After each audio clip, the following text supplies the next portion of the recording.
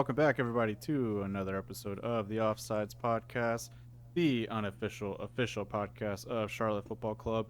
As always, I'm your host, Andres Robledo, and I am joined with my co-host, Pablo Robledo. Pablo, it's been a while since we've got to cover a Charlotte game due to the terrible weather last week. How's it been? Well, my grass has been loving the water. I did not enjoy cutting it. Well, I don't cut it, but whoever cuts it probably didn't enjoy cutting it. Yeah, we have someone cut ours as well. So I don't mind it too much, but yeah, our backyard has been gross. A lot of mosquitoes too. It just sucks. Yeah, yeah. But yeah, unfortunately, the Cincinnati game got postponed. The team did play for about 15 minutes, and we can talk about that later on in the episode. And then quite a news-filled episode as the MLS transfer window closed yesterday, August 4th. Or wait, did it close August 4th? August 3rd. It closed August 3rd. So we're a little bit behind. But Charlotte, man, they left it to the last day to bring in some powerful reinforcements. I think at least that's how it looks like from the footage. But we'll also get to that. But let's jump into what we've been doing new on the show, which is our little topic, a general football topic. And this week, I think it's going to be a pretty fun one. It is your favorite 11 ever. So not best 11, just your favorite 11 to watch. Um, and let's start with goalkeepers. Pablo, who is your favorite goalkeeper to watch? Darth Vader. No, I always liked. Obviously, I think we covered him before, but Oscar Cordova. He played with Colombia. I always liked watching him. But I only saw him for a short span. Then after that, the one that always kind of sticks out to me was Buffon. With I think, well, I know he was Italian, but I know he hopped around a couple of teams. The Juventus man for a long, long time. Yeah. Um, yeah, it's a good shout.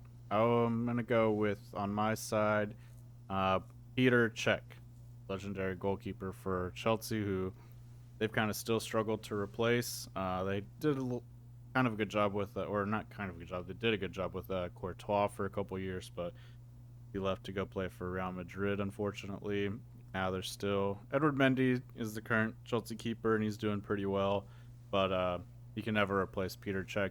He has the most clean sheets in the Premier League by quite a bit. I think it's like 30 something clean sheets that he's above second place. So legendary goalkeeper, and wore the headgear, which I always respected. I thought that was cool. So Yeah. go That ahead. guy. That's another one. I couldn't remember his name, but I always remember him for the headgear. Yeah, yeah, yeah. And then so give me your formation. Are you playing four in the back? How are you doing things? Yeah. So the way I was thinking about it is usually how I like run my FIFA team. So I always do like four in the back, diamond in the center, and two strikers. So yeah, four in the back. Nice, Um, the four back guys I have is Rio Ferdinand. classic. Uh, yeah, of course you gotta have him. I've always liked Ashley Cole, uh, Yepes, Colombian player, Oh man, I real forgot strong about guy. Yepes. Yeah, Yepes, he's a wall. He was. Jeez. Um, Darn it! Now you made me lose my train of thought for the I don't know. I guess I'm gonna stick with the homegrown kind of guy with the awful. Awful's been pretty nice. I wouldn't mind having him in my lineup Then your favorite 11 ever. Awful's so making it. far. I don't know. So far, yeah, sure, why not? All right. For my back line, I'm gonna have another Chelsea legend in John Terry, partnered alongside Carlos Puyol. That dude was a monster. Uh, and then also Ashley Cole as in my outside back, another Chelsea great, part of the Arsenal Invincibles, just and then part of England's golden generation. I mean, dude's a legend. And then for my other back, I would have to go with Cafu. Gotta go with Cafu. Oh, nice. Yeah, Or Roberto Carlos. That's what I was thinking of. That would be a good one too. Yeah. Yeah, him and Awful are about the same. Yeah. And the fact that they're both skinny. Yeah. All right, give me your midfield. Of course, Bronico. That's a shot. Threw up in my mouth. So, for wingers, I've always liked Beasley. I thought he was pretty good for a U.S. player. Obviously, Beckham. I've always liked James, or James, as some people refer to him at. I usually like to put him on the left side, Beckham on the right. Probably like Jung-Si Park in the defensive midfield. Man, that's a good player right there. Underrated. Either him. Yeah, oh, for sure. Yeah, Jung-Si Park was a beast. And if not him, then like Nedved. Nedved probably in the defensive mid as well. Those two are kind of back and forth. And then like for the attacking midfield, I always like Cristiano Ronaldo in that spot. I feel like he's more dangerous, but I know he likes to get put on that left side. Mm-hmm. But I've always liked him as like that attacking midfield guy. Gotcha. What about you? Yeah, so I like I'll kind of do the same kind of diamond formations. I was thinking about it as well for this. And yeah, my holding midfielder, defensive midfielder, I gotta go with Michael Essien.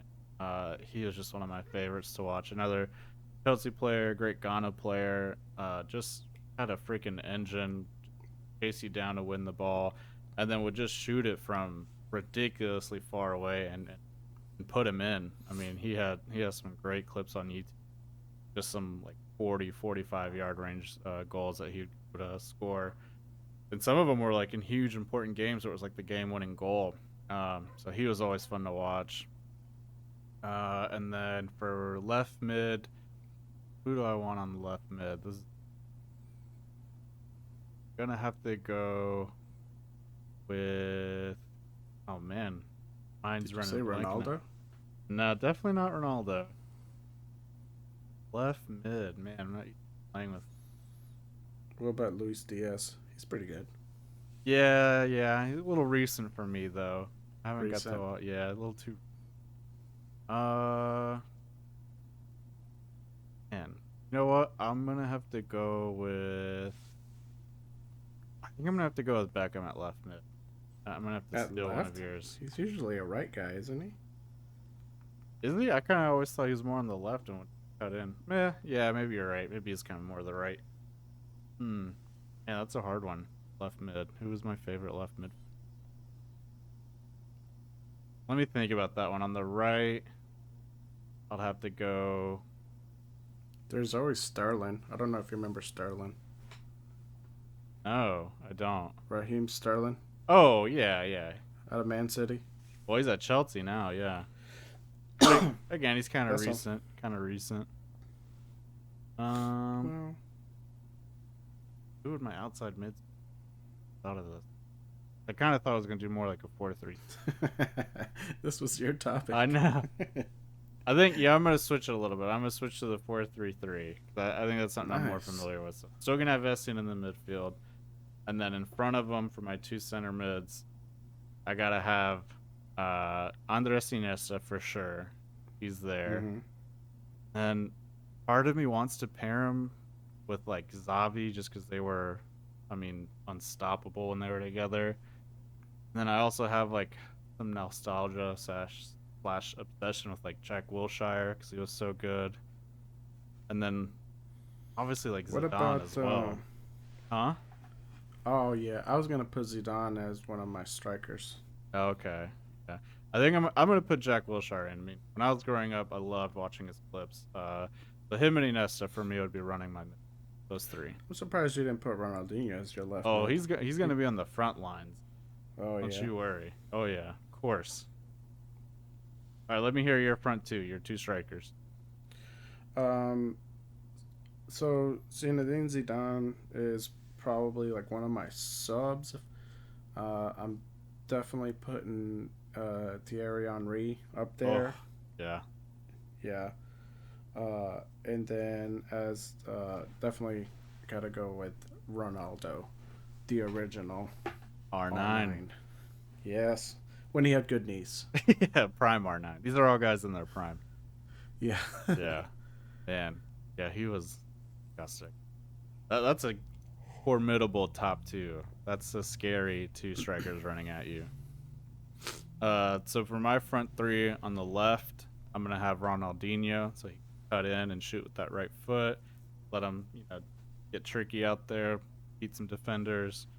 And then on the right, I'm gonna have Joe Cole, another Chelsea legend. He he had like flashes of being at the top of the game, but then just had bad knees. So, but prime Joe Cole, doing Rabonas and step overs and cutting in and shooting with the left. And then for my center forward, going with the Barcelona legend Eto'o. Does not get much better than him. Nice. Prime the angriest Eto'o. striker ever. Huh? The world is against me, Eto'o. Man, I think he's the only player to win back-to-back trebles with different teams. So at Barcelona, he won Champions League, La Liga, and whatever the domestic cup is for Spain. I think Copa del Rey. And then Wait, did you say Messi? Did you throw Messi in there? no Messi in my favorite 11. Wow. I know Messi is great, but I've honestly never got that much joy from watching his clips because it's not like crazy tricks. It's just like No, yeah. it's just crazy speed and ball control, and he just Uh-huh. blows through people. But I kind of like a little bit more flash, obviously from the Ronaldinho and Joe Cole shouts. I like seeing a little bit more step overs or kind of like weird cuts or weird passes. But yeah, I mean, Eto'o, back-to-back Champions League winner for two different clubs. Like, doesn't get much better than him as your poacher, as your number 9. Yeah, Eto'o was... I always wonder what happened to him. I know he was... I think just age. I think he just aged out. Yeah, because I think he left Barcelona at I don't think he performed too well at Barcelona. He had no flashes. No, he definitely. You sure? He won everything there was to win, and then went to Inter Milan. Well, I think Messi's kind of the reason he left. Messi was kind of taken over. Right. And then he went to Inter Milan and won everything. Then I think he went to a Russian club for a ton of money. Then he came to Chelsea for a ton of money. Now he's in jail in Russia. I don't know where he's at now. I mean, he's retired, but I don't know what he did after Chelsea. He had an okay career at Chelsea. I mean, by the time we got him, it was a little too late. He was 32 or something. All I know I didn't keep up with him, obviously that much, but I know he was good. But anytime I think back on Eto'o, I always think great long distance shooter, great speed. He always seemed to have kind of like an anger issue, yeah, the world is against me type deal. And I know he claimed a lot of racism in FIFA or just European soccer. Yeah. And we've seen him from fans, probably in the stands and stuff. You've seen guys throw stuff, and I think FIFA not reacting to it. So I think that kind of left a chip on his shoulder. But that's really when I think of Eto'o, that's the main things I think about. Just him being angry at the world. I remember him just having like you said, blazing speed and powerful shots, just dribbling past people or just getting to these passes that no one has any right to be getting to. You're like, oh, that's definitely going out, and somehow he gets there. And Pumas, he made Pumas huge. I remember I bought the same Pumas he had. Obviously not as fast, but those were sweet. Seeing him in the iconic, super thin, super light Puma. Yeah. Yeah, that's when Pumas were good to wear. I guess it's all about branding. Yeah. Yeah. Well, that was fun. I figured it'd be a little trip down nostalgia lane, building those 11s. But let's get back to the Charlotte FC stuff. Like we said, busy week for Charlotte FC. Lots of new signings. Where do you want to start? Do you want to start at the big names, or do you want to start uh, kind of like the smaller stories? How do you want to go about this? I guess who do you want to Um, start with first? We can talk about all of them. well, let's go ahead and cover Bryan. The Yeah, youngest new it, and probably the one that's gotten the most hype as signing. Everybody else got like a little, social media post, but Bryan got, Charlotte FC intro video. He got a shirt on a frame. yeah. They Like, presented him at halftime game. yeah, Super cool. I thought they were gonna make him like, you know how like when clubs unveil a new player, they'll do like a big ceremony thing, and that like the player like has to juggle or whatever. yeah, I thought they were gonna yeah. make him do that. I was like, man, I would not want to do that. So nervous.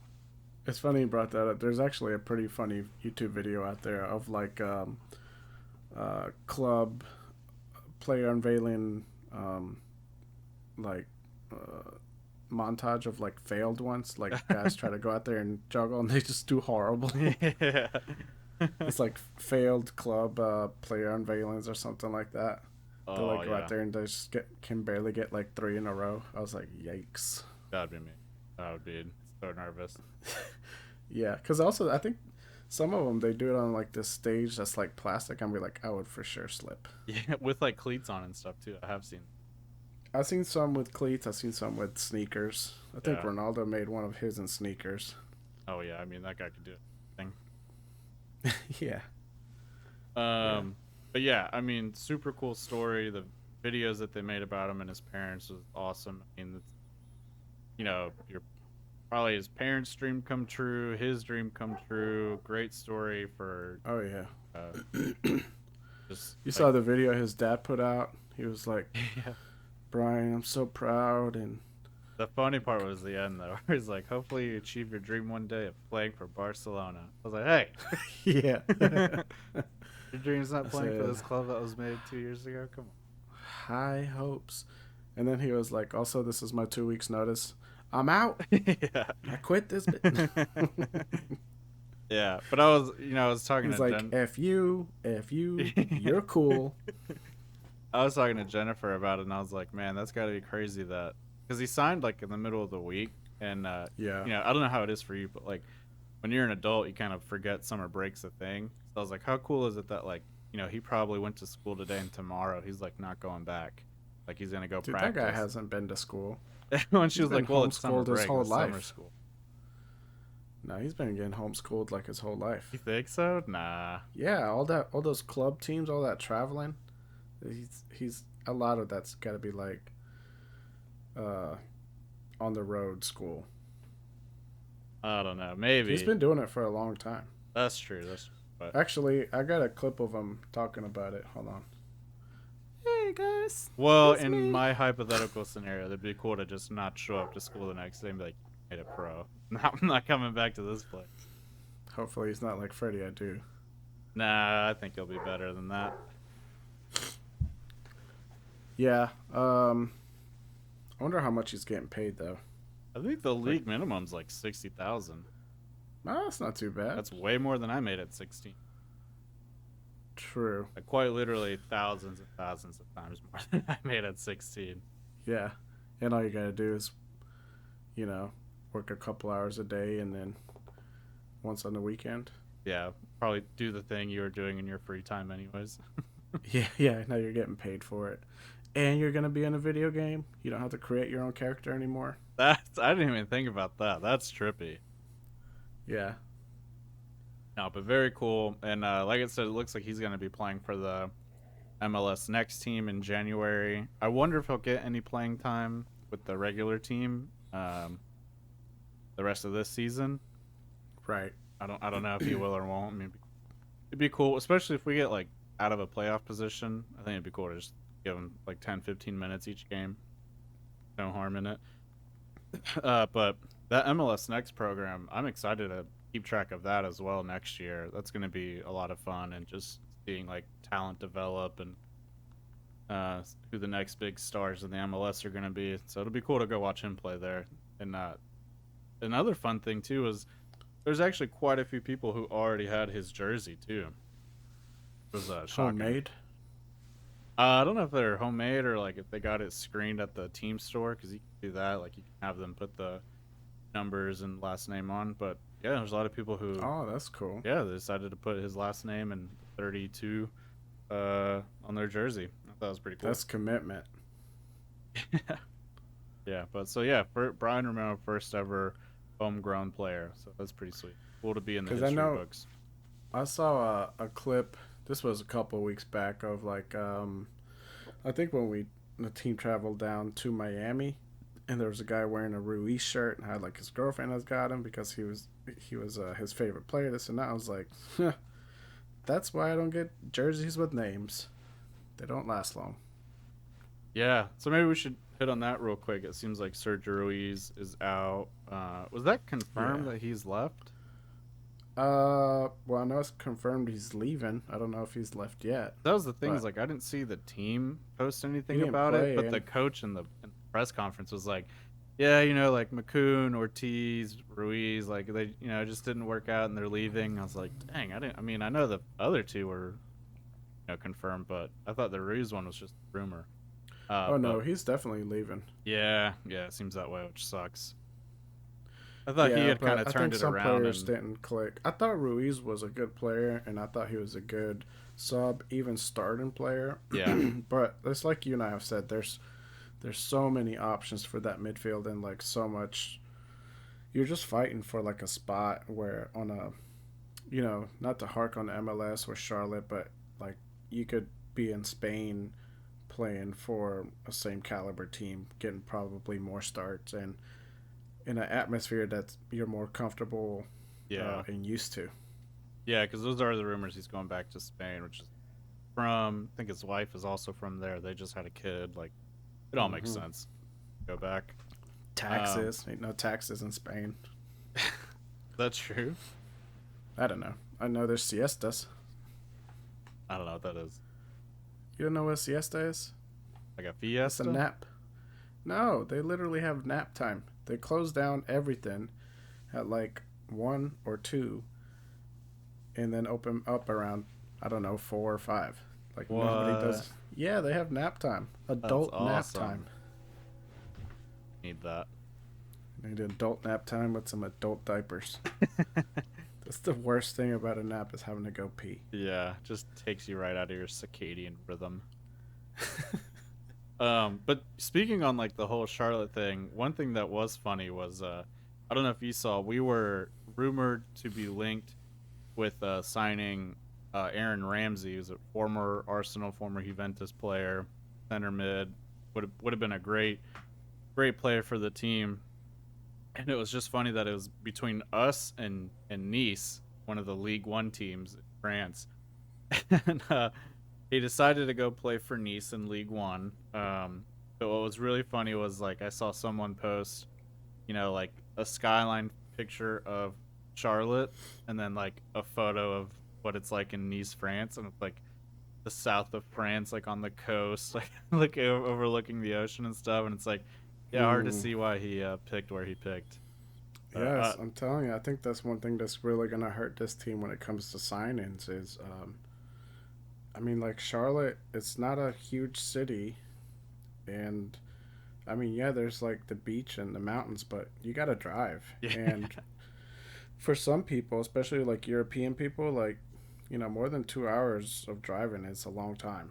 Yeah, I totally agree. I think that is going to be something like, I mean, one, like MLS already kind of has a little bit of like a stigma to it. I think that's going away and it's becoming a much more competitive league that players take more seriously, but there's still some work to do compared to, top 5, top 6 European leagues. But then too, yeah, just location, where if it comes down to especially big name players who have a lot of options like Aaron Ramsey, where it's like, all right, I could go to Charlotte or I could go to LA, New York, Miami. It's like, okay, well, even like Austin, Texas, like that's kind of a nicer area. So I think it is definitely something we're gonna have to battle with. And the only thing I can think of that helps deter that is if the club decide to just overpay for players. Right. Listen, you're not gonna go to LA, but we'll pay you, 50,000 a week more, or 100,000 a week. That's the only way I can see them bringing in those big names. Yeah, exactly. You'd have to pay more and try to secure those contracts for more than who knows the 3 years probably. Yeah, Get them for like it's hard I think getting players for to sign like a 5 year, or at least good players to sign like a 5 year contract because that's a long time. yeah, it is. Most of these guys want to sign like 1 to 2 year contracts. Yeah, I agree. At least in Um, FIFA. at least in FIFA. Yeah. So I just put negotiations on easy mode. I don't feel like messing Like around with that. delegate, Yeah. delegate. All right, let's get into the next bit of news there with the next signing. Let's start with another young signing, the young French center back from League Two. I believe his name is Addison Milanda. So obviously, like we said, he's coming from the second division of France. Huge guy, 6'4", and I don't know if you watched his highlight tapes. Which again, it's hard to tell how good someone actually is from the highlights, just because it's all their best parts. But just looks like a Right. beast of a player. Uh, really fast, physical, great passing. Uh, I'm excited about him. I think Perujo and Walks are a great pair right now, so it's going to be hard to break in a starting spot. But man, that's way better depth than McCoon was. That's for sure. Yeah, that's one I won't be missing too much when he leaves. Yeah, he's gone. McCoon gone to New England. We've got 400 grand for him, which was crazy. Yeah. Yeah, that was pretty good. Yeah, great bit of business I by the wonder how club. much we got him for though. I think two something. So I think we actually did pretty well on that. I mean, that could all be made up, but I think that's what I heard. But what do you think of Addison Milanda? You think good addition to the team? Does he fight for a starting role right away, or is this more for the next season or next two seasons? Someone that we develop. um, I think where we're at right now, because we're still, within, I believe, a playoff spot. Um, but I think where we're at right now, as far as like consistency in the lineup and stuff, Mm-hmm. I think the starting lineup is pretty set. I think he'd probably be coming in more as a sub, and then Latanzio's he's actually a coach that I like because he does experiment and try new things out. But right Yeah, now we're out in the season, I would like more consistency. Uh, but it's hard to tell with this coach. I I predict that they'll be coming in as subs, and if they perform well, eventually starters, because that's just how it's been for everybody else. yeah. What I do like about Milanda, at least from watching his highlight clips, it looks like he's someone who's not scared to dribble out of the back, and has really is looks like a very technical dribbler as well, which I think is something that we don't see that much from Carujo or Walks. I think Carujo sometimes will do it; he'll carry the ball forward instead of passing it out. But I think that adds, like, when you have the space and your center back can just carry it. I think it just adds like another element to your team's game of, you know, it's gonna you're either gonna he's either gonna be able to carry it all the way up and get all this free space, or forward or center mid is gonna have to actually pressure him and open up the midfield for us. So I like that he kind of has that dimension to his game. Yeah. Well, I didn't really get to look too much at the highlight tapes they put out on some of these guys, except for that Santos guys.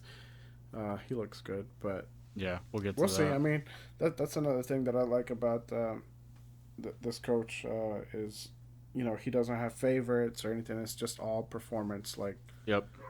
how you perform is what's gonna determine how much you play. Yeah, I think we I saw think that that's. with Yazviak and Gaines, the switch up there in this last game.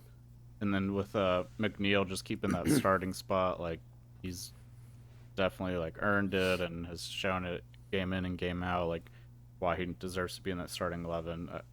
Agree. He definitely just plays the best 11, which is nice to see. Uh, Yeah. but that brings us to the other addition to the back line, a right back, Nathan Bryan. I kind of thought they were going to bring in someone a bit younger to start preparing for Harrison Awful's retirement because he is 36, but also just to compete with Lindsay or give more depth to Lindsay. But Nathan Bryan, he's 31, played with Yazwiak at Derby County, and he was actually named their player of the year for Derby County last season, I believe. So a ton of experience. He's been there for 5 seasons, 240 or 204 appearances. That's crazy. How many Uh, assists does he have? I do not have that in front of me. Uh, I'm only asking because, again, going back to the highlight reel that Charlotte put out, um, this guy seems like a real good crosser, like Yeah, a real pinpoint, accurate crosser. And then also not just technical crossing, but like uh, being able to put the ball in a playable area for the players, just like, how do I say this? Just out of nowhere. Like he sticks his foot out weird, or he just makes it happen, basically. yeah. I think So I'm excited for this guy. yeah. Uh, I think out of the signings, he's probably the one that could probably start right away. But we'll have to wait and see what happens. I mean, also these guys do have to get their visas and clear some transfer stuff, so it's going to be a little while before we see them. I think probably like 2 weeks at least. That's If not. easy. Money can handle that. Tepper's got it. Yeah, yeah. But so we probably definitely not going to see these guys this weekend, and probably not next game either. But hopefully after that No. start seeing them. But yeah, I yeah. think Nathan if we Bryan, I'm start excited about losing, him. oh, I was gonna say, I think if we start losing and playoffs don't seem like it's within our grasp, or just they're long gone, then I think we'll start seeing more minutes out of these guys, and hopefully too out of Romero. Yeah, yeah. Hopefully, So that I would think be that like makes a lot one of sense. upside to us not going to playoffs, Yeah, yeah. and tickets would be cheaper. Maybe we'll see. So you got to pay these guys somehow.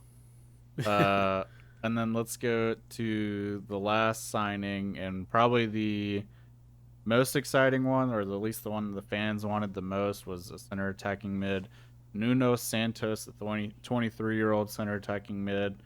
Um, Again, from only seeing highlight reel, looks very, very good. Tricky dribbler, can shoot from far, isn't afraid to get back and help on defense, and then comes from a very high caliber academy, the Benfica Academy out of Portugal, and played in the Portuguese national team. So I think this is another guy who will probably slide right into the starting lineup, and I think I'm excited to see how he and Swiderski link up. I think Swiderski's going to finally have someone of a little bit more technical caliber, playing him balls or linking up with them to run him behind him. I'm excited about this one. What did you think when you saw the news of this signing? Yeah, no, he looks good. I like. Sometimes you can. I mean, I don't know about me, but I kind of go with like last names. I'm like Santos. Yeah, he's probably good. That's really all I need. But no, looking at the at his highlights reels, looks like a good, accurate striker. Good with the left foot, good with the right foot. Um, Good technical play, and then heading as well. Yeah, Seems like a all around good player. So yeah, good on Charlotte and whoever waited to procrastinate for these signings. yeah. They pulled some magic out of the hat for sure. Yeah, I'm excited about the new signings. And then gotta pull this bit of news up because I will. With these signings, from what their highlights reel show and some of their statistics in comparison to who we have starting, like who do you think they would be taking off? Um, I think Like I Santos totally probably agree. takes Bender off. Okay, Uh, yeah, yeah, and kind of replaces because Ruiz kind of took the Bender spot, and then when Ruiz left, Bender kind of got it back. Um, but now that Ruiz is gone, Bender's back in there. I think he takes that spot. They'll kind of, and I think they. I would be surprised if they don't kind of switch the midfield up a little bit of having Santos play in front of McNeil and Bronico a bit more than what Bender is doing now. Right now, they kind of have like Bronico behind McNeil and Bender. I wouldn't be surprised if like it kind of switches to a double pivot with McNeil and Bronico, and then Santos leading like the top of that triangle. At least that's how I see it. But and then I do think Nathan Bryan would take off awful. I think he just looks a bit better. yeah. He looks good in that spot. Yeah, I think he brings in a lot of stuff to that. So Yeah, because I we'll think see. some of the players that have definitely cemented their starting roles is obviously, um, Fuchs. Um, Yeah, who's our other defensive guy? I forget his name. Urujo Corujo. Thank you. I don't know why I forgot him. and then walks. So Dirt. Yeah. Walks is he's iffy right now. There's nobody to replace him, but I bet you they probably could have found somebody. There's Nathan Barnes looks like a good one for that right side, but we also had that other one, um, Addison Milanda. He's a defender. Yeah, he's like a center back, so I could see We haven't him. seen too much of him, but if he performs well, I could see Walks being taken off for him. Yeah, I don't yeah. have anything against Walks, but if you look at our back four, in my opinion, Walks is probably the weakest link of all of them. That's interesting. It's very interesting. But that's just me. I think eventually, yeah, Melanda will take that spot, or Zobosinski, just because I think both Melanda and Zobosinski add a little bit more technical skills to the back line than Right. Urujo and Walks currently have, especially like passing, like long range passing. From the bits that we've seen Zobozinski play, he has a good eye for just kind of like finding the diagonal switch ball to the wingers out of the back, or just playing it very direct to Swiderski more than our backline currently does.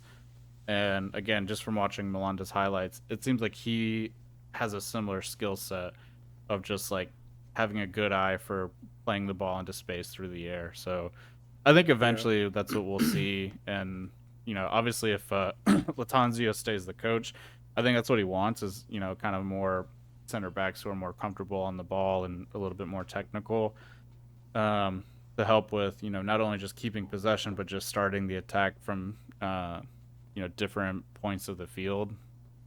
So I wouldn't be surprised if eventually the team moves to kind of that style of center backs. Yeah.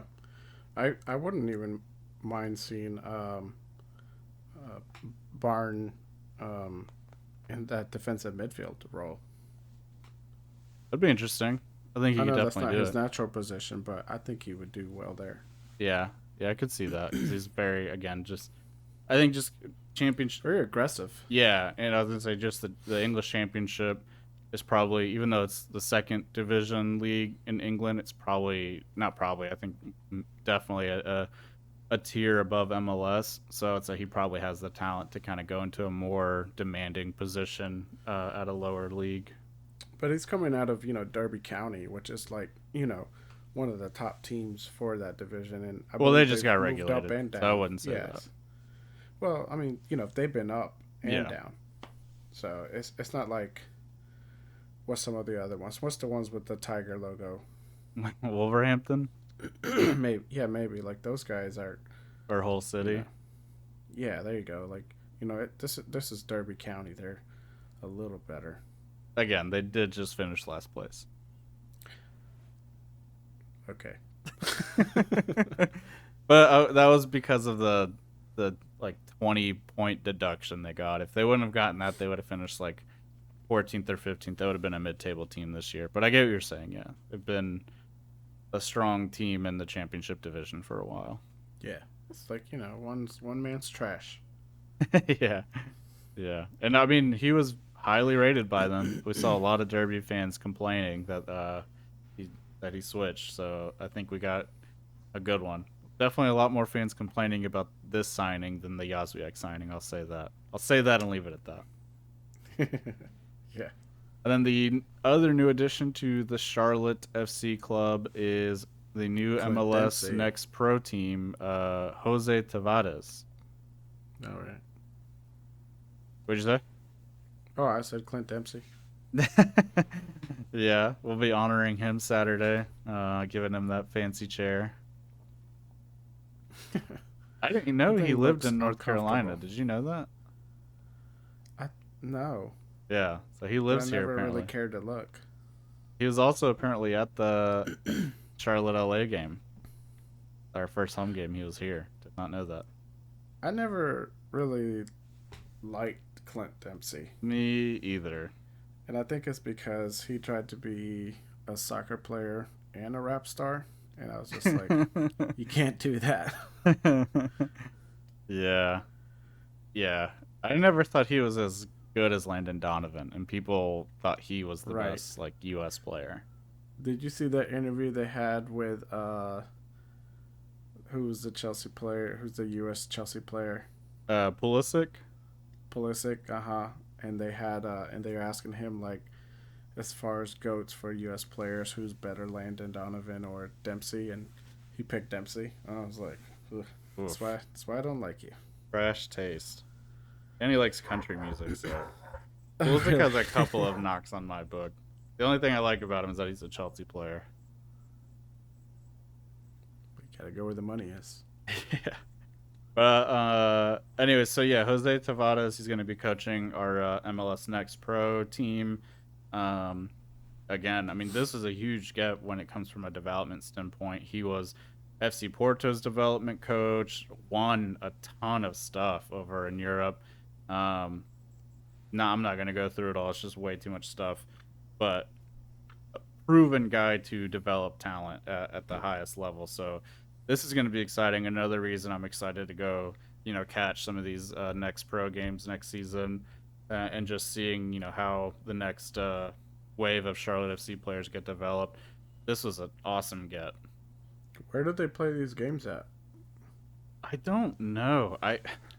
Your local high school?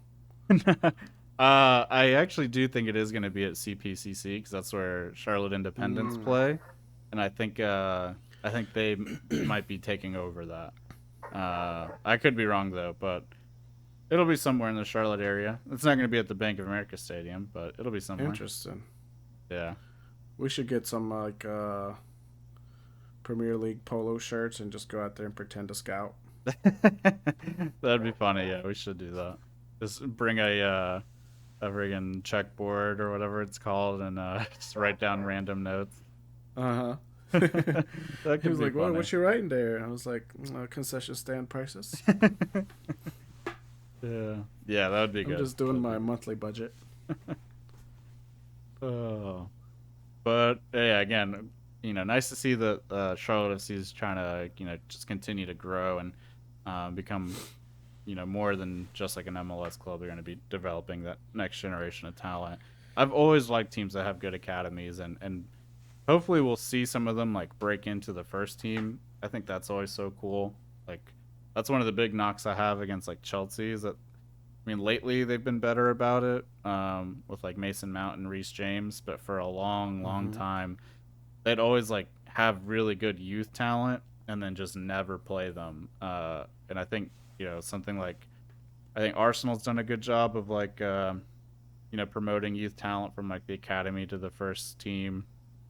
So I'd like us to see kind of follow a similar model like that. Yeah, yeah. And I know this is not Charlotte related, but did you see the steal that LA Galaxy got from Barcelona? Yes. I I, couldn't believe that. I'm not super familiar with the player, but I mean, to be getting a 22-year-old from Uh huh. Barcelona, and And he's it's played not a for the DP youth. either. Like, what the heck? Right. I know Barcelona's like in financial trouble, but I mean, it's Barcelona. It's like just like the banks, they'll get bailed out. Dude, yeah, So Barcelona, they are. I don't know how caught up you are on it, but they told several players like, hey, you need to try to find another team. Like, you need to be active in trying to find another team because we're gonna sign in players to replace you. And then the biggest name that's come up in the news is Frankie De Jong. He's a 25-year-old center mid for Barcelona. Great mm-hmm. player. He was linked to Man United. Both the clubs agreed, like, and I've never seen this before ever, but both clubs agreed to terms, and only the player didn't. And he's just like, I'm not going to Man United, and they owe him like 17 million in wages. Jeez. And they're like, all right, well, if you're not gonna leave, can you take a 50% pay cut, and can we play you at center back? Just like they're just misman. And then it came out today. They signed. Dude, I would have been like, yeah, but there's gonna be a lot of goals going in. But yeah, I'll do it. I just gonna be out there playing in some Yeezys. That would be so good. I You wouldn't just even you lace see up. him like get the ball and then just turn around and blast it to the back of the net, and no one has any idea Yeah, what's going they're like, on.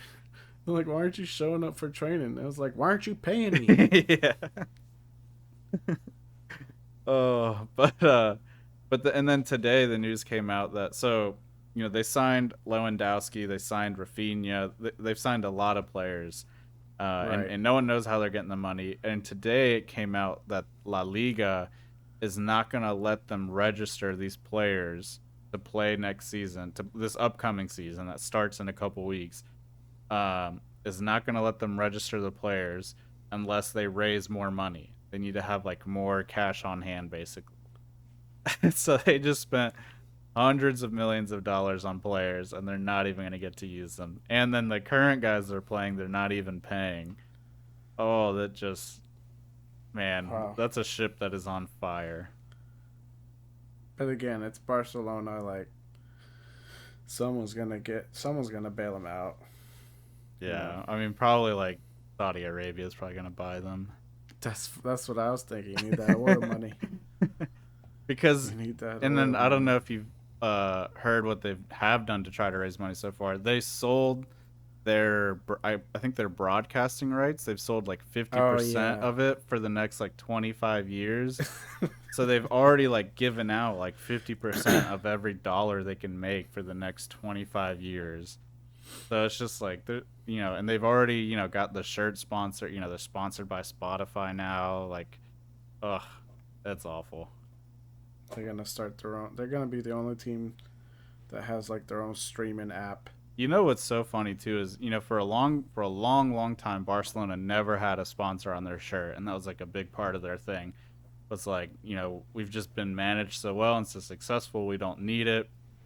And then like in 2010 or 11, they put UNICEF on their shirt, but they didn't make UNICEF pay. It was Oh my more, I think, goodness. like some of the money went to UNICEF because it was like a humanitarian effort kind of thing.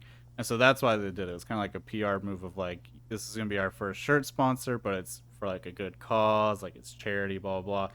And now, now they've been so mismanaged that they're sponsored by Spotify.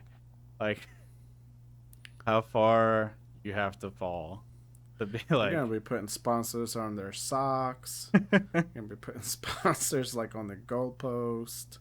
they're going to make their new players get like tattoos of sponsored. Like, all right, you're gonna need to get this Audi tattooed on your neck because Yeah. they're giving us 50 million for it. Like you know how players would get fined if they had like those white shirts with like messages on there, and when they scored, they would like lift them up and be Yeah. like, free the Ewoks or whatever. Like now they're gonna be like, all right, like when you score, lift your shirt up, and this is like Frito Lay's. This is why I scored. Oh yeah.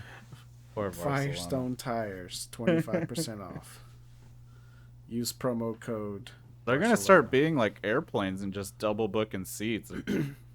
Oh, dude, they're gonna have to rent these guys out to like birthday parties, like They better all get on that kinds of stuff. Cameo app. Yeah. Oh man. Yeah, but we'll see how that goes.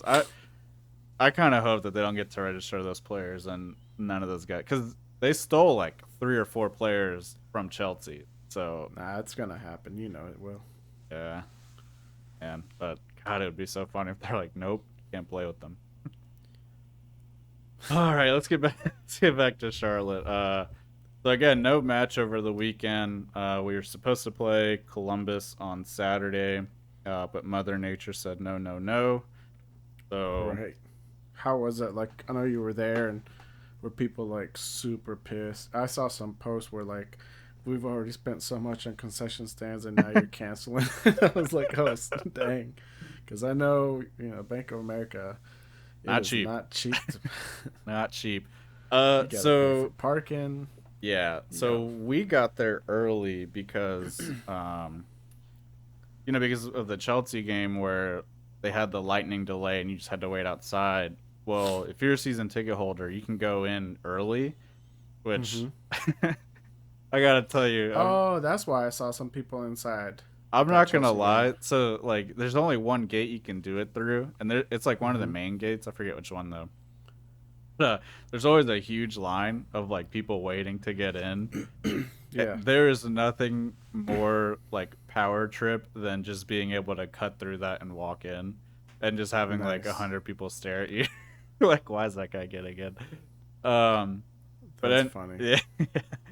yeah. So we got there early, so in case there was a lightning delay, at least we'd be inside, like in the air conditioning. Um, because in the 300 section they have like it's all AC and stuff. Um, so I was like, well, at least we'll get there. We can get food. We can hang out. Like, hopefully, it won't be that bad. So we get there, and it actually looked like it was going to be a pretty clear day. Like, I don't remember seeing any clouds or anything. So I thought it was going to, go off without a hitch. And we get to our seats. The guys are warming up, and it's probably like maybe I think like 10 or 15 minutes till kickoff. And they've got the DJ there like blasting the music and stuff, and all of a sudden it just DJ cuts Fannie out. Mae. Yeah. All of a sudden it just cuts out.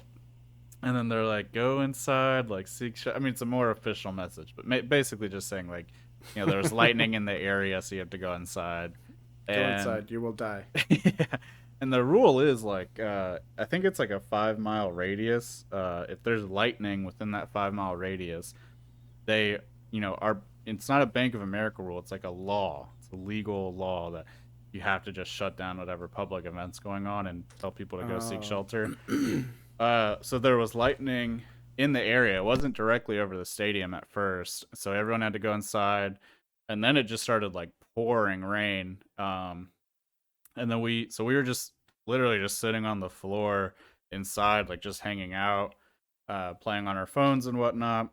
And then we had some friends that were there, so we went and met up with them. And like you said, yeah, like people were just going crazy with concessions. Like there's nothing else to do, so people were just buying beer, buying cocktails and whatnot. uh, the busiest concessions I've seen, and we were there for probably like 2 hours, 15 minutes, something like that, from whenever they first told people to go inside. So from like 6:30 to 8:45, we were there, and we were looking at the weather radar, and the storm that was over us, because it did start pouring down, raining, and it did start lightning and stuff. The storm that was over us was supposed to last until like I think 1 or 2 a.m. And the Oh rule man. is like whenever they see lightning in that 5 mile radius, they have to wait at least 30 minutes before they can let people back into their seats. Uh, so there's that, and then also the players are gonna need like at least this is how it was for the Chelsea game and the game before that, they give the players like 30 minutes to warm up also. So we were seeing like lightning constantly.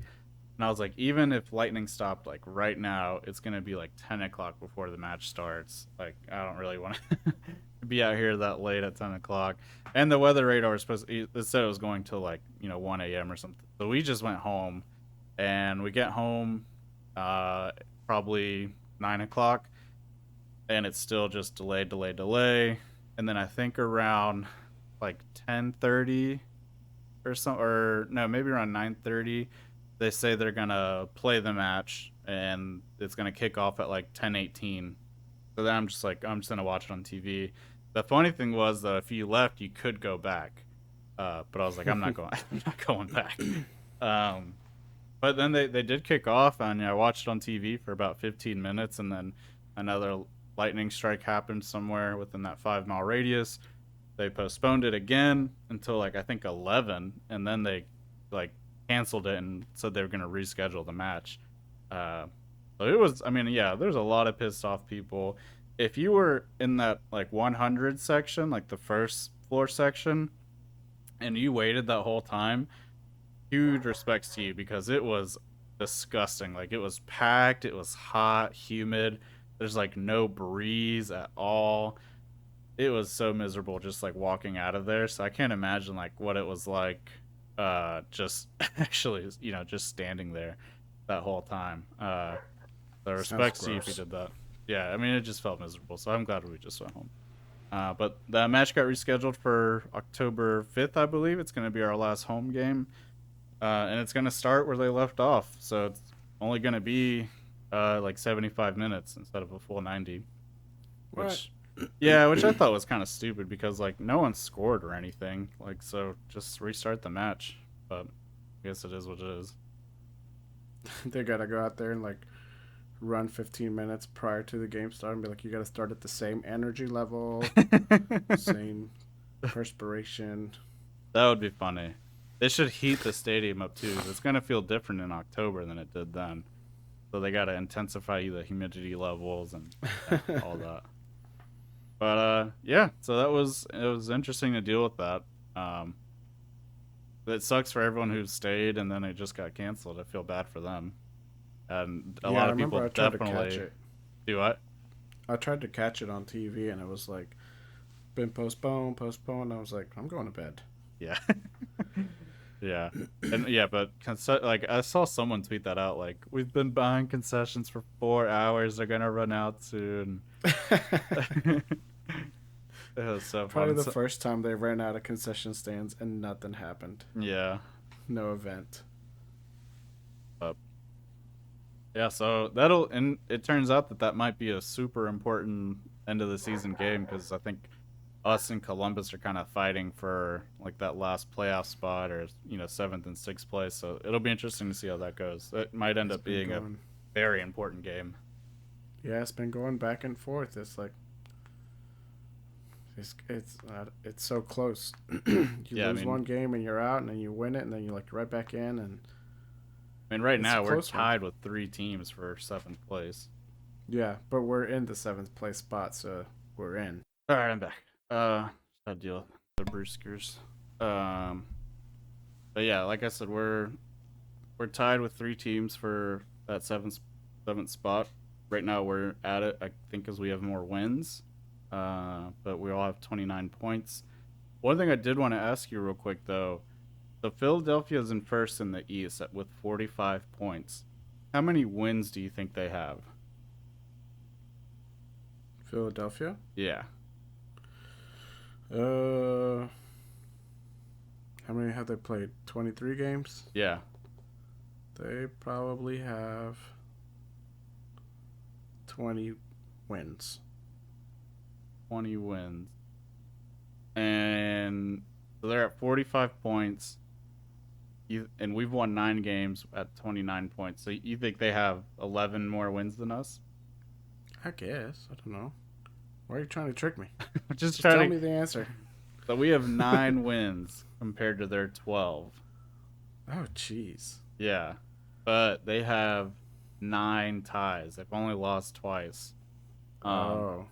So I just thought it was kind of an interesting story of like how important it is in this league to like not lose. I Like think that just even goes in more than sports winning, it's overall. kind of more like better to just tie than to lose. Yeah, yeah, you're right. Uh, Because I mean, that's kind of wild that like 3 wins. In fact, New York and Montreal all have 12 wins. The only 3 wins separates us between the top 3 teams. Like that's not at all what I would have expected. That's just again, got to get better on the road and not lose. Just got to get some points. yeah, it just like you saw the who did we play? That's not Montreal. Um, was it Montreal who beat us pretty bad? Well, I think Uh, all Canadian teams have beat us pretty bad. yeah. Philadelphia and Montreal both kind of beat us bad. Philadelphia Or was what? the probably one of the worst away losses we had, just from a Or performance was it standpoint. Vancouver? Either way, that road game we just recently had where we lost 4-0. It's like, how do you go Oh, from, Toronto. losing Toronto? Yeah. They one of the not one of the worst teams probably so far, Yeah. stats wise and league standing wise. They beat us 4-0, and then here we come play DC United, also one of the worst teams, and we beat them 3-0. But it's just because like we're at home, we do better. Like it's not been consistent at all Yeah. as far as like who we play and how they are caliber wise or where they're sitting out on the table. It's like in my mind, I'm thinking uh, Toronto is lower tier team. We should beat them, but it's like We got that's not gonna slapped. happen because you're playing away. Yeah. Yep. Yeah. It's like it's like home teams get some sort of and I've never even seen it like this, but it's like home teams get like a handicap almost. Yeah. Seriously, I don't especially see in the how that league. happens. Like I've always heard it. You always hear there's the home field advantage, but I never really put much thought into it. But like looking at this season and how things have gone, I'm like, we've only had one away win. Yeah. And only 2 ties away. Yeah, Not great. but we should have had at least, in my mind, of and how the team has playing is or has been playing, we should have had like 3 or 4 away wins. Yeah. There's definitely some that we like. I mean, the Miami one especially, we really just let slip. Yeah, like Miami, we should have won that. We should have won Toronto. Um, maybe that's about as far as I can think back on. But Yeah. like we should have had more than what we have now. Yeah. I agree. Um, but let's jump into our recap of the match. So, while we didn't get to play this past weekend, we did get to play Wednesday night against DC United, who have a new head coach in Wayne Rooney. The Second game in pig. charge. Yeah, the pig. But his second game in charge, and you know what's funny is I did not, and maybe it was just me. I'd love to hear what other fans thought of this, but you know, DC and under his first game in charge, they beat Orlando City in stoppage time, and I was actually, even though DC were bottom of the league, I kind of was nervous to play DC United at home, just because of Wayne Rooney. Like that's really the only reason why I was like, dude, I don't know, like he's got something about him, like he might. He's I don't know, like I was just nervous about it. I was like, dude, he might throw the jersey back on. yeah. Yeah, there was something else. Just like I don't know, man. This could be a tough game with Wayne Rooney now that they got Wayne Rooney. He's gonna be like Will Ferrell in that movie. What was it? Kicking and screaming. No, not kicking and screaming. The one with where he's the basketball coach and Oh player, yeah, semi-pro. semi-pro. Yeah, it's gonna be Wayne Rooney. Yeah. I'll do it myself.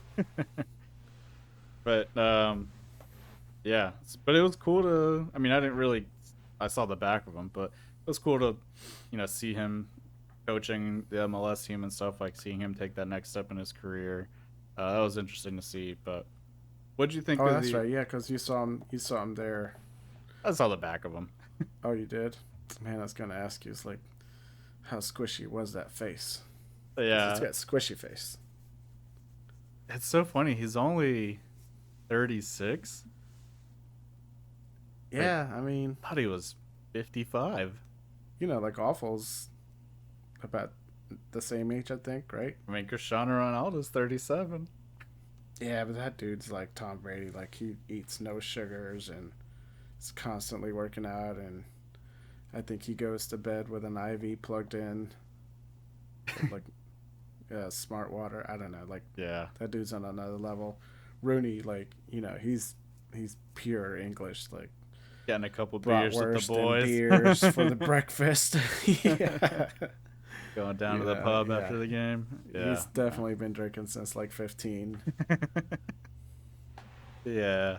Yeah. But He's a yeah, man's man. it was it's interesting to see. I didn't remember. I think they said that on the announcement, like 36-year-old Wayne Rooney, and I was like, holy cow! I thought he's at least 49. Like, forgot that it hasn't been that long since he quit playing. Yeah, Um, he does look old. yeah. Hey, you know, it's funny. Well, let me I think. Oh, dang, I'm about to be 36, but I don't look like him. no, I look a little younger. you look like 34. Yeah, I do look 24. Something like that. But I've been listening to another soccer podcast they cover mostly the Premier League called Pitchside. And it's funny. One of the hosts made an observation about Wayne Rooney because they were covering his move to DC United, and it's a great little conspiracy theory of what he's trying to do, and he could be the first player and manager to replicate his playing career backwards in his managing career. So Wayne Rooney retired at Derby County, so he ended his playing career there, and then now his first management job was at Derby County. Before retiring at Derby County, he played for DC United, and now he's coaching at DC United. And before DC, he was at Everton, so maybe we'll see him in a couple years go coach Everton, and then eventually That's Man United, and finish it off at Everton, where he started his Premier League career at. So I thought that was kind of interesting. It'd be a cool little story if he does that. I mean, it's very unlikely that he will, but it is interesting that the first two clubs he's coached at, he's played at. I can't think of anyone else who's done that. well, Zabi. Yeah, but he coached in Qatar first. Oh, well, you said you couldn't think of anybody. I thought of somebody pretty quick. Yeah, But I don't no, think he I ever think played for Qatar. I don't know. I don't keep up with Barcelona players. Yeah. Um, I agree with you as far as like him ending up in the coaching staff for Man United. I think eventually he will end up there. Yeah, So if his coaching career goes well. yeah, that's true. there's only I haven't seen too many players go to coach and excel in both. Yeah, like even like I think even Maradona tried it, and I think that guy was too loopy. well, so like the big case is like I think Guardiola, who like he played at Barcelona, but he wasn't like. I mean, maybe I'm too young, but I think he himself has even said like he wasn't, a top tier player. But he's arguably one of the best coaches ever. Um, if Xavi does well, he could probably be one of the first guys that, in at least in my lifetime, who was like a top five player during his time, and then can replicate it as a coach. But yeah, I'd say it's pretty rare. Like Frank Lampard's not doing it. Gerard's not really doing it yet. We'll see. But there's definitely a lot more coaches now who used to be players. That's kind of interesting. Yeah, yeah. Let's go into the lineup though. What were your thoughts when you first saw the lineup out there? I thought the What lineup kind of was. shocked you the most? I think the Bender start shocked me just because it confirmed Ruiz was going to leave. When I thought the last 3 or 4 games Ruiz was in, he had played really well, and I thought he kind of elevated the team when it came to like the movement of the ball. Um, uh, he just kind of like helped open up the attack a bit more. So that was kind of shocking to see. And then Gaines starting was shocking to see as well. I guess not shocking, but I was a little bit surprised by that. I thought Yaziak would have started, but I don't know if maybe his ankle is still a little hurt or what. And then Vargas has the knock that he picked up in training, so he's still dealing with that. So I guess it makes sense to start Gaines, and I thought he had a really good game as well. And same with Bender. I thought he ended up having a good game, but those are kind of the no Fuchs actually. Now that I think about it, that was kind of surprising. See Fuchs on the bench. Yeah, and I think Fuchs was eligible for this game, even though he had the red card, right? Yeah, because he serves that suspension in the Columbus game. Mm, I don't know. But no, yeah, that's the two that kind of stood out to me as well was Gaines over Yazviak and Bender over Ruiz. Although I'm not too, I'm glad that Gaines got that start. I feel like Gaines is, uh, so far, he looks like he's better than Yazviak out there. He looks more impactful. Yeah, Um, and Bender too. Like I thought Bender has been good enough to keep the starting role. I know he has issues with like his first touch and things like that, but like I see Bender just trying so much harder than some of these guys out there for the skill level that he has. He has a lot more heart than some of these guys. So I'm glad to see Bender out there. I wasn't too worried. I was shocked about Fuchs, but I wasn't too worried about when I saw Mora because I know Mora can handle that side yeah. pretty well. Mora had a great game as well. Oh yeah, Mora was very effective. Yeah, Mora and Reyna seemed to link up well. yeah, yeah. And Reyna with just another great game. Another great game. I don't Too know bad how about there's. that miss. Yeah, I know he should have had that goal. We can talk about that, It's but like the one time he doesn't shoot for the top right. yeah, seriously. But I don't know how there's Charlotte FC fans right now that think Mora shouldn't be starting. I've seen a lot of that online, and it's just like, are you serious? Like, he put two against Miami, like helped set up against. He had what, like 2 assists the game before. Like, he's kind of been He him and crossed the ball into Soderski for the yeah, first goal. like he's probably been one of the top three impactful players lately. Like him, Yeah. Shinushinsky, and Stoderski.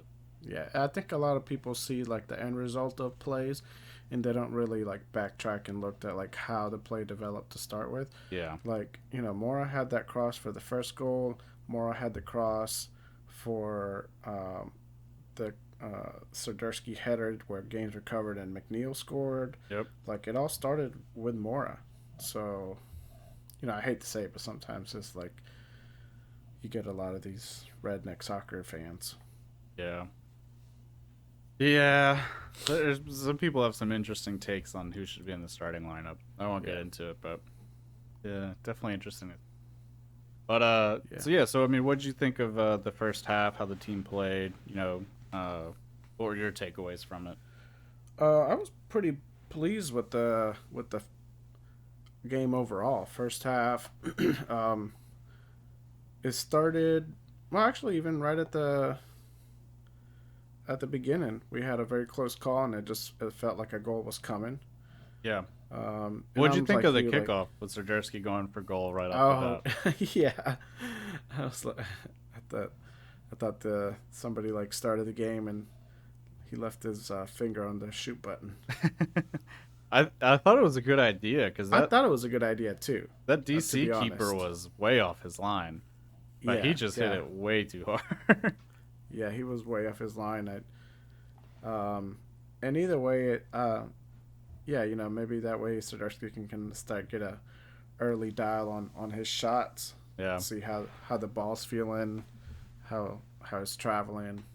Start dialing that shot in, even if it is from halfway. Yeah. But not this happy with it. No, yeah. So I don't want to see imagine it if that every goes time. in. Oh yeah, if that goes in, he's a hero. He can throw all the hissy fits he wants. Yeah, yeah, very true. Sorry, so I interrupted you. Go ahead. What else did you think about that first half? Oh, no, yeah, it's again, we already covered this, but Reyna had that first shot.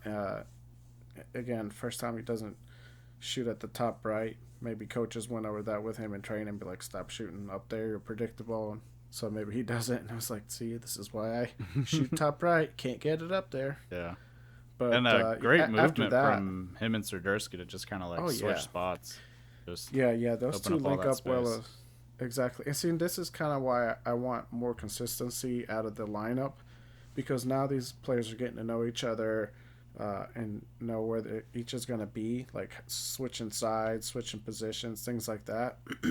um, Kind of jumping ahead a little bit, but like to that third goal where Manil pulls it in, like you know, I would have thought Gaines goes for a shot there. It's a very tight angle, but I was thinking he was gonna shoot, and he just kind of backtracks it, and McNeil's there. Like, this all kind of just develops from team chemistry.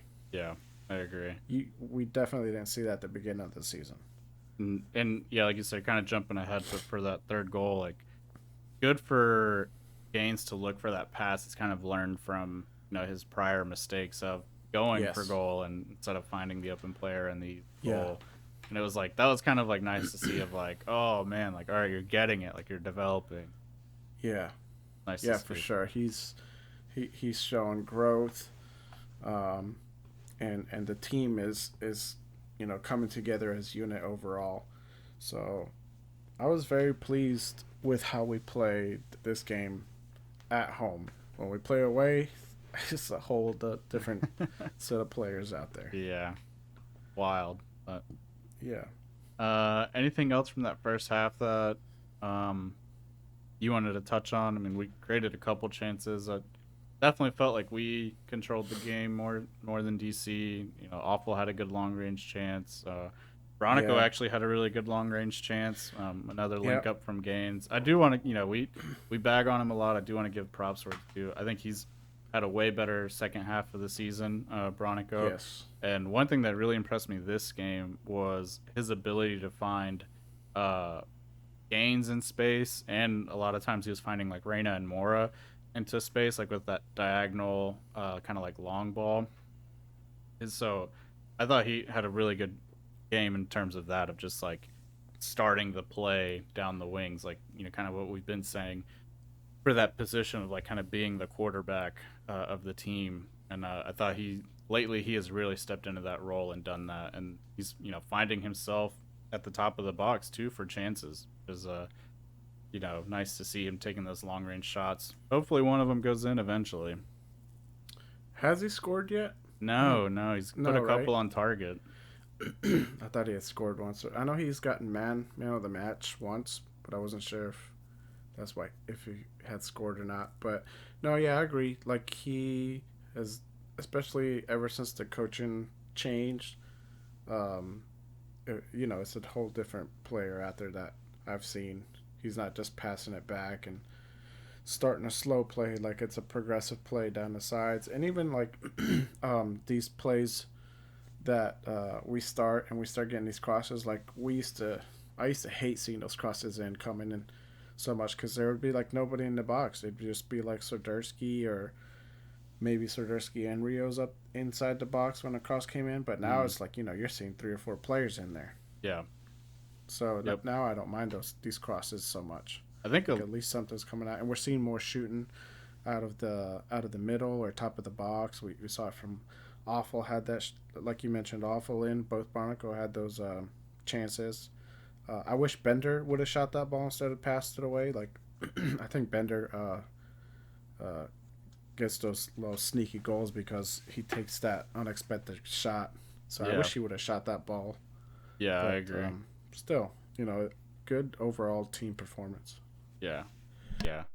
But I was gonna say the last point on Bronico. I think a lot of his change in his game and performance lately does have to do with Quinn McNeil being in the starting lineup, because McNeil is someone who can go forward and distribute the ball going forward, but who also like works super hard to get back and help.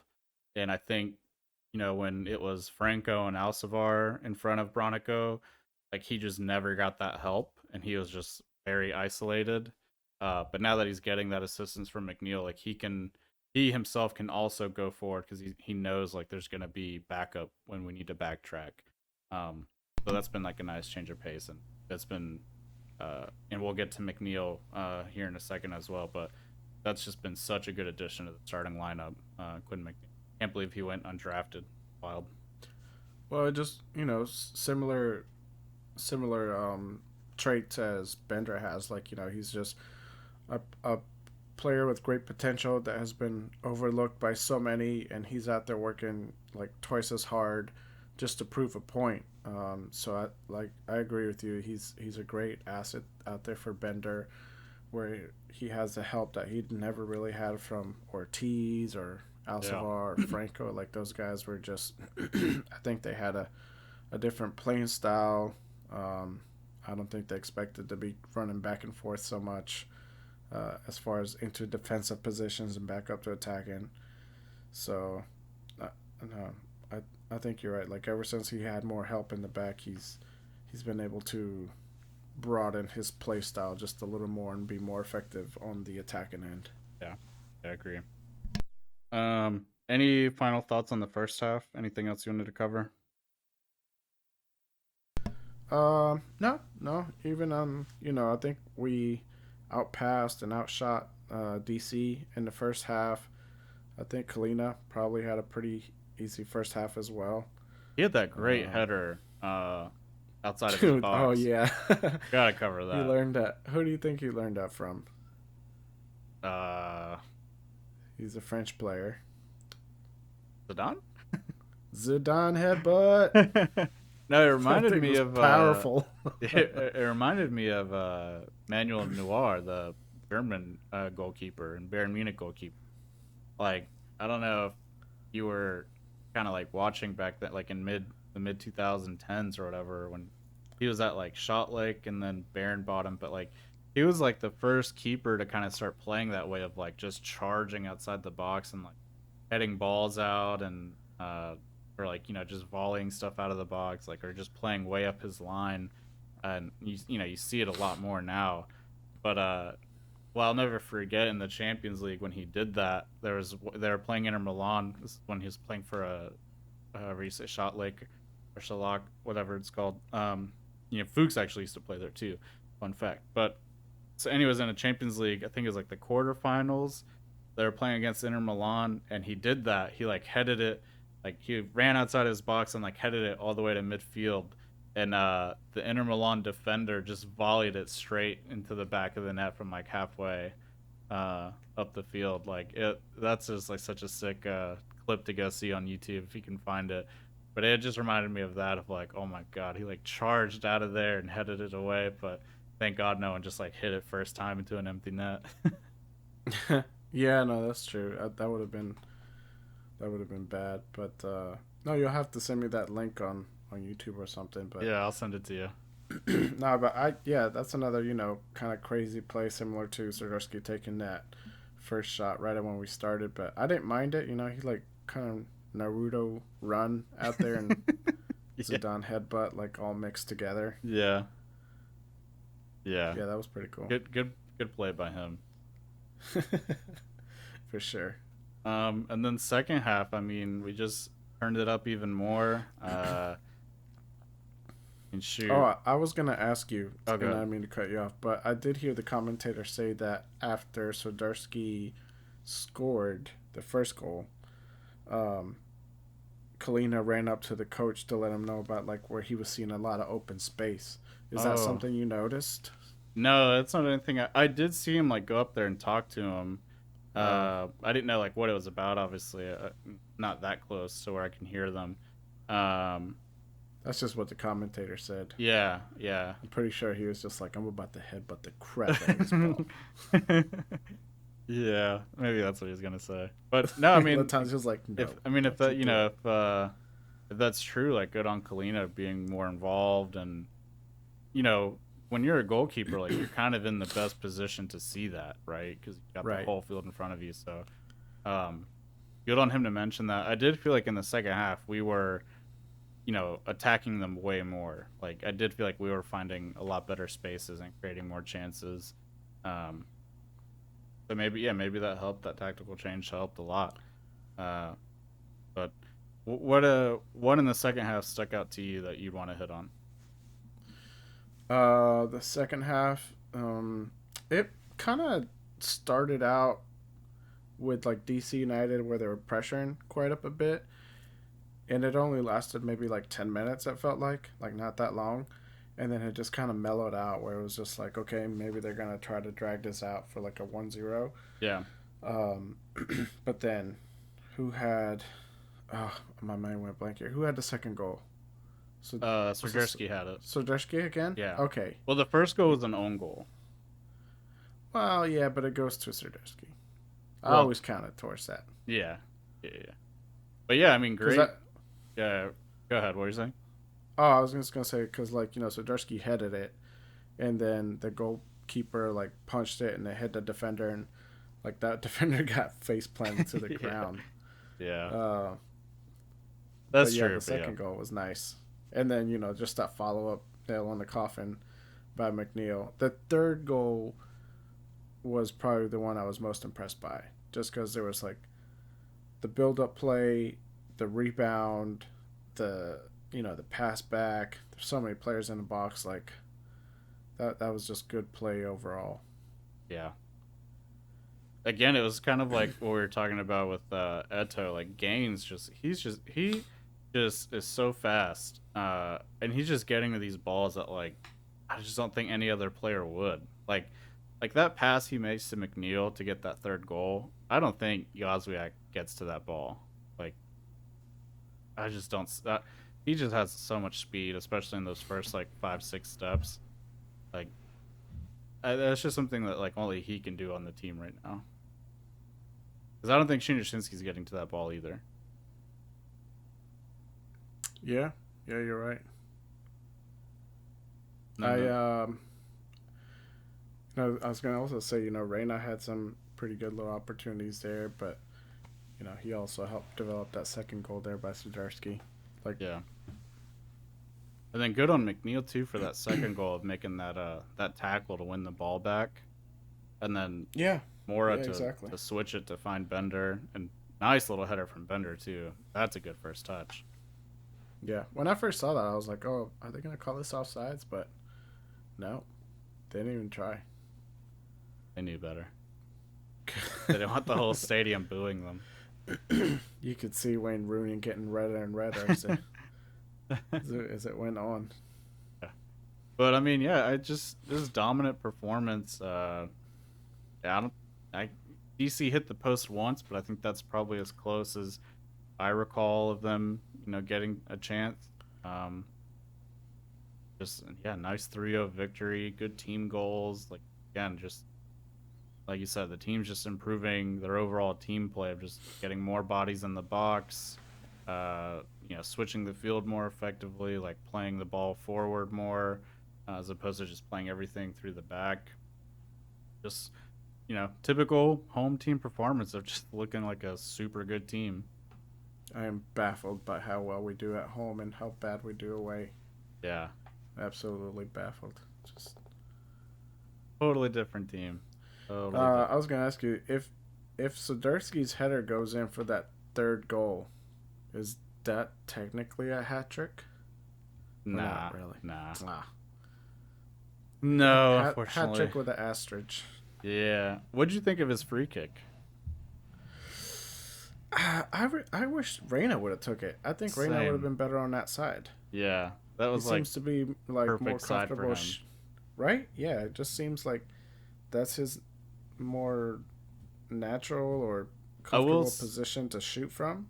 I do think DC set up for Reyna though, because that keeper was like hugging that right side, or like the corner that Reyna always tries to curl it in.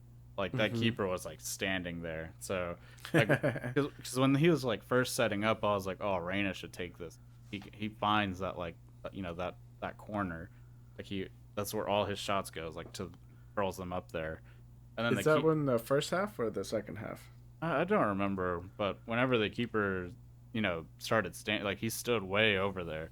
I was like, all right, well, the only way they can score this is to take it over the wall, and then Brodzinski just took it over everything. But a decent Yeah. effort, decent effort. It's hard to score free kick. Gaines had a nice header too in that first half. He had Yeah, some air in that jump, but I mean, goalie saved it, but Gaines had a nice save. he had a good shot in the second half too. Kind of drifting out wide and gets the ball to him, has a ton of time, and Oh, just drills one right at the keeper. yeah, I'm looking at the highlight reel now of that free kick. You're right, that goalie's absolutely hugging that He's like, right I post. am not letting that curl He's in. like, all he has to do is put his hands up and he's covering that corner. So, yeah. Yeah, okay. I mean, that's good strategy. Yeah. Yep. But I can't see, like, when I saw him miss, I immediately thought back to the comment he made when he made his first free kick, So I don't make a where he lot of these. mentioned. Right, exactly. And I was like, yeah, I guess you don't. Because I think that's his second or third he's missed. Yeah, I think so. He's missed a couple from free kicks, but still, he's made one, so that's Yep. good. And then another nice thing to see was the substitutions used. Mostly just Derek Jones getting more time. Yeah, finally. I was telling Jennifer, I was like, I am, for no good reason, a Derek Jones fan on it. Or like the only one.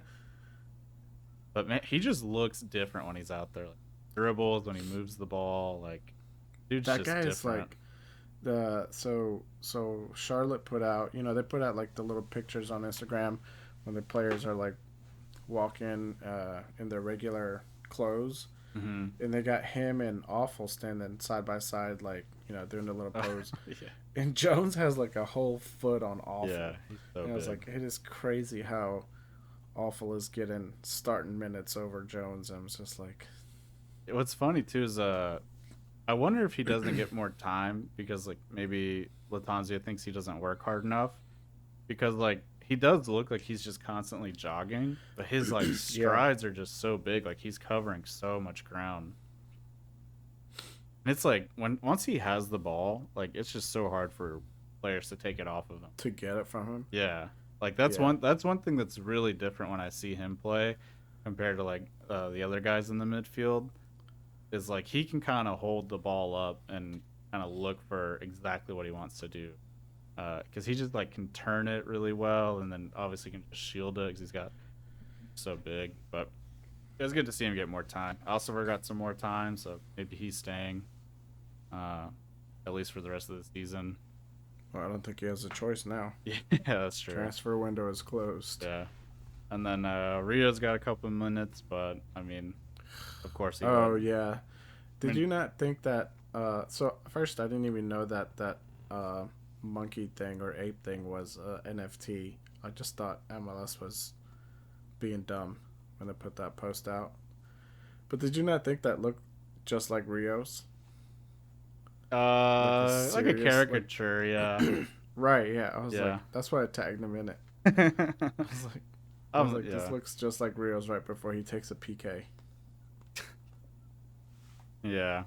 I will say he did have like a good like he brought like the ball down with his chest and had a shot on goal. Like that looked pretty good, but yeah, I mean 5 minutes, that's all we really need from it. Yeah, There was I like a think. couple like I mean, there's a couple fans like in the stadium, at least where I was sitting, that were like, man, he needs to be starting. I'm like, no, he does not. What? Barely needs to be in the MLS. When I went to the New York Red Bulls game, uh, and I was like, I think Rios was starting, and I just mentioned, I was like, man, this guy's barely even running out there. I was like, I don't know why he's getting so many minutes and like a fan in front of me or like two rows in front of me. And he was like, I know. I was like, thank goodness it's not just me. That's funny. Yeah, there's some good fans and some delusional fans. That's all I'll say. I'm probably that way. Yeah. I'm that guy with Jones though. I'll own to that one. I mean, I haven't seen anything bad from him. Like, Yeah, I get that he looks like he's running slow, but like, look, Reyna's like 5 foot nothing, so he's got to take like 5 strides to Jones's one. yeah, So it definitely looks like he's working harder than him, but that's like, he's got to. yeah. Yep. But I think Jones is good overall. I don't know. I think he needs more minutes out there to really like let me know if he's really garbage or not. But from what I've seen, he doesn't seem like he's a bad player. Like I think he needs to be starting more games. Yeah, I, it's hard to say like he needs to start more games just because that midfield three is so competitive, and now with the addition of Santos, it's even more Exactly. competitive. Yeah. But him coming off the bench for the last like 20, 25 minutes to like secure a game or even to try to like get a goal or something, like I definitely wouldn't mind seeing more of that because we saw that he can score. Like he scored in what game was that? Where him and he got the assist from Ruiz. I forget what game, but like he scored in that game, so he can clearly do it. I think it was against New Yeah. York Red Bulls, It was right? in New York. Yeah, it Yeah, was in it's New the Red York. He Bulls game. scored the second one. Yeah. Yep. We'll So we'll see. he can score, and Yeah, that's one more goal than. So he's got one goal over Bronico.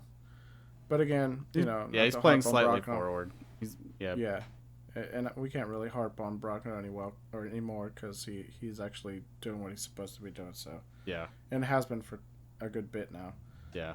Um, but I do want to see more minutes of him. Either just starting and then getting subbed out, or subbing in like you said for securing the win.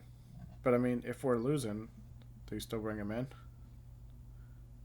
Yeah, I think so. I mean, I think he brings Right? more than Alcivar does. Yeah. Yeah, you're right. So yeah, I Yeah. would bring him in. But I guess now All right. Bender's gonna be that guy, right? If Santos starts, it'll kind of be Bender you bring Yeah. in. And again, this is why I like Latanzio because he doesn't have favorites. He doesn't care what the name on the back of the jersey is. It's like it so far it seems to be all performance wise. Yeah, whoever gets the result. Right. Mm-hmm. I agree. Um, all right. Any final thoughts on the DC game, or No, no. I'm glad we were able to come up with a win, a home win. I'm expecting another one tomorrow. Predictions for the game? I'm not really up to date on how well Chicago is doing. Uh, Well, they are so far on the Eastern Conference in 10th place. We're on 7th. Points wise, they're only 2 points behind us.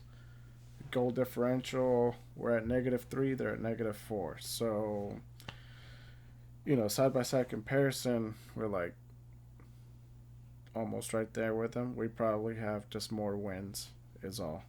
Well, yeah. obviously, we have more wins, but I mean, with it being like a home game, I'm pretty confident with it saying being a we're home gonna win, win. we're expecting a win. Yeah, yeah, exactly. I think. I mean, I'd like to see us get another clean sheet to help our goal differential keep going up. For Probably like sure. a 2-0 win. It seems to be like our most comfortable uh, result is just beating teams 2-0 at home. I think we need to. I mean, I wouldn't be upset with the 2-0, but I think we need to be like 3-0, 4-0, just only for the sole reason of goal differentials.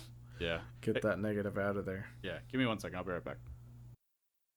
Okay, I'm back. Had to go use the restroom. I chugged a monster before we started because I fell asleep on the couch Come on. It's before we podcast started. day. Huh? Gotta dehydrate. Dehydrate on podcast I day. know. I'm gonna have to start doing that. No liquids 6 hours before the podcast. Straight liquor. No, that'll make me go to the bathroom even more. Just wear a diaper. That's a thought. That's a thought. Um, but yeah. So what were you saying about Chicago? I mean, you want to see something more than a 2-0 win? I'd like to, yeah, just for the sole reason of getting that goal differential up to, if we put in 3 in the back of the net, then we're at, an even 0. Right now we're at -3. Yeah. Um, Which is better than no, the or teams behind us. Miami's at -10. Cincinnati's at -5. Chicago's yeah, at -4. So but New England, all they got to do is win, and yeah, they're 30 points with a goal differential. They're only -2. It's like I said, it's very a very thin margin right now with like all these teams that are yeah, middle of the table. Um, Where if you look at like Montreal, they have like a goal differential of +1, but they have 39 points, where we only have 29. Yeah. So it's crazy that New York Red Bulls is 36 points, but only 10 wins. We're at 9. I don't know. Like you go look at our just record, like weird. that 9-12 is damning. Like man, we lost a lot of games. You know, yeah, and that's the thing. Like those road games, like, Even if you just like tie you said, half it's of them, those exactly those road losses really really hurt us. Like as far as securing that playoff spot for sure, like they really really hurt us. If we would have tied, 3 out of the 4, we would have been we'd be in sitting a lot good better. spot. Yeah, Right? Yeah, we would have been 4th or 5th. yeah, which is But crazy for a first yeah, year team. Pretty good. yeah, and again, I mean, like we're sitting in 7th spot in playoff position right now. Still pretty crazy for a first year team. So And we signed all these good players. speaking of playoffs, how on a scale of like 1 to 10, 10 being very optimistic, 1 being not very optimistic, are you on us actually making playoffs? Like realistically, Realistically, I think we could do it. I think we can definitely do it. I think we can beat Columbus this weekend. Chicago. That's what I said, Chicago.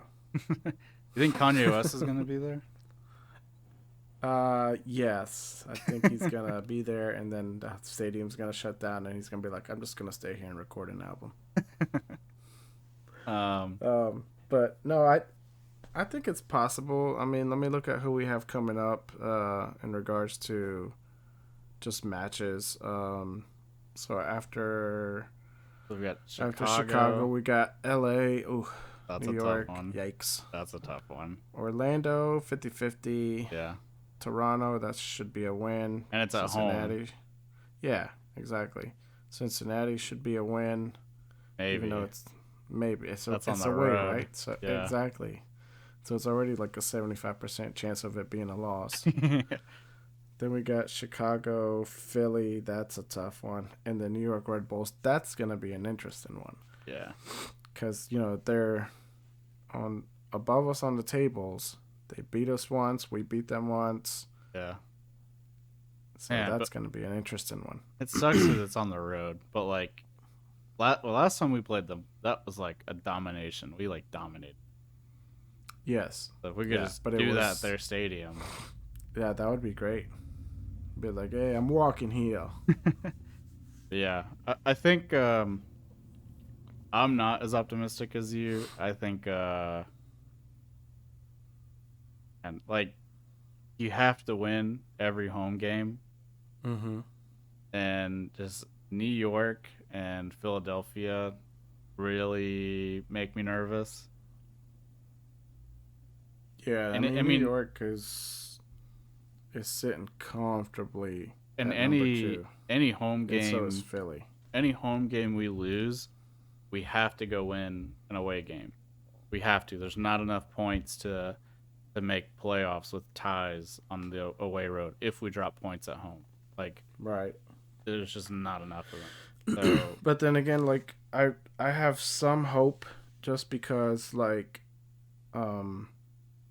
everybody was expecting us to lose against who was it? LA after when we had the coaching staff change and we comfortably beat them. And yes, it was at home, but it still was like, we were expected to lose that game. I think when we played Nashville, we were expected to lose that, and I think we won that, didn't we? Yeah, 4-1. Yeah. And then we went to go blow a 2-0 lead to Miami, and then go get stomped 4-0 Toronto. Those 2 games, man, those might be where our season died at the end of this. Yeah. But again, I'm hopeful. But if it doesn't happen, then there's the upside of all these new signings get more playing time. Hopefully, Bryan Romero gets some playing time. Yeah. Maybe he is worthy of a jersey purchase. Probably not. Get his mom to make me one or something. I will say if they lose to Chicago, it's definitely over. There's just not enough games to make up those points. Yeah. Unless they start winning on the road, like if they pick up like 2 or 3 road wins, then I think we like or comfortably even some make ties. it. Yeah, even some ties. Even some ties. But it's just like for every home loss, you need at least 3 ties then. And there's just not enough games left. Yeah. They just, like, for these away games, they just need to go out there with this mindset of, like, let's not win, but let's not lose. Somewhere in that line. Yeah. Maybe closer to the let's win line. Yeah. But, awesome. Well, I have nothing else to add. We will be there tomorrow, Saturday. When you're listening to this, it's probably Saturday morning, so you can see us there tonight to go see the Chicago game. We're going to go to the supporters tailgate. So if you see us there, feel free to say hi to us, I guess. Yeah, you'll probably see us riding around a little bird scooter and be like, we're the podcast boys, we're the podcast boys. Our theme song instead of that's the Cops theme song, that's ours. Yeah. podcast.